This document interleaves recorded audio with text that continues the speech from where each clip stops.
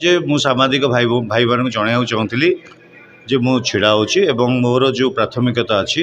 निर्वाचन रे सेटा मु आपण सम्मुख में रखिबार अभिप्राय थिला। मु तो स्वाधीन भाव लड़ुची एवं मु चाहूँगी दल मैंने भल कैंडिडेट दिंतु एवं मजा आसू लड़ाई कर नहीं। जदि आम राजनीति को न आसीपर ताले कौन प्रोफेसर हो लाभ नहीं बिकज प्रोफेसर मैंने प्रोफेस करती क्लास भितर एवं जदि क्लास बाहर को आसी से जिनसा को पाथय कर न पारती ताले क्लास से बाहस्फोट मार कौन आवश्यकता ना बड़ बड़ कथा कहबार कौन आवश्यकता नहीं। जदि तुम समाज को आसिकी किसी मात्रा रे ताकू परिचर्चा न कर पार प्रथम मुद्दा रशाकर संख्या कमाइबा मुद्दा एग्रीकल्चर टाक इनकम टाक बढ़ावा परिवा चाष प्रोत्साहन देवा शीतल भंडार सृष्टि कथा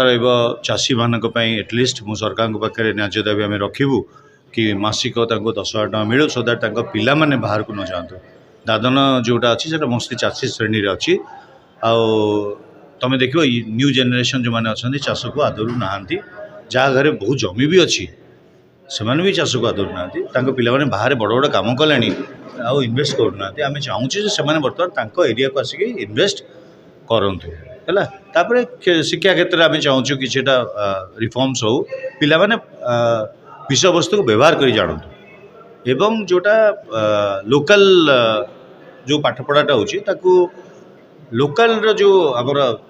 रिसोर्सेज अच्छी जो संज्ञा अच्छी सहित व्यवहार करूँ है।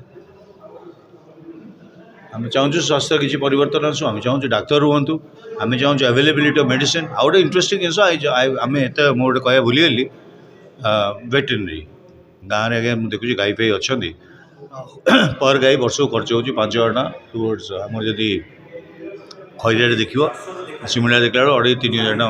जाऊँगी तो there is no veterinary doctors आसुना अवेलेबिलिटी ना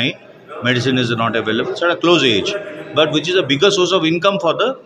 हाउस होल्ड्स है जो मैंने ये पाथय कर रहा चाहते कहीं तुम कमन लैंड आउ ना है तादर भी से गाई गोरु रखिंट है कैटल रखिंट जदि ये फैसिलिटी न मिलला मेडिसिन हो डॉक्टर फैसिलिटी न मिलला बुड़ी जाए कर्मी मोर आउ किए आपण मैंने कर्मी हे मो जो जो स्टूडेंट मैंने मिशुं से मोर कर्मी होती मु कर्मी कह सहयोगी टे कष्ट हो हाँ निश्चय ना मुद्दा अधिका नहीं पारे मु चाहूँगी से जो 3टा राजनीतिक दल भर टक्कर होटा लोकंकर निजर निष्पत्ति ना तांकर जो मैनिफेस्टो देखी भर लड़ाई होदी मैनिफेस्टो देखी लड़ाई होता शोभा यात्रा 20,000 लोक नहीं जावा पड़ता राजनीति गोटे एमती प्लाटफर्म जोटा कि खाली मिछ प्रतिश्रुति और प्रतारणा आपण जदि भी आसंती तो आपण कोन सब दिन सक्सेस करबे बोली भाबछन ना मु तो आपण प्रतिश्रुति मिछ प्रतिश्रुति किछि देनी मु तो कोन नुआ जिंस मु कहू जिंस सजाड़ी हबो आमे कहू किछिटा मात्र जिंस को अग्राधिपति करे कोटा दिया जिवो मु तो कहू जे 500 किलोमीटर रोड करी बोली तो मु आई एम वेरी केयरफुल जितो कोन जिंस कहू केतिक रिसोर्सेस को कोठी देई हबो एवं मु जानि छि आगे गोटे ब्लॉक रो बजेट केते हां गोटे डिस्ट्रिक्ट केते प्रावधान हुए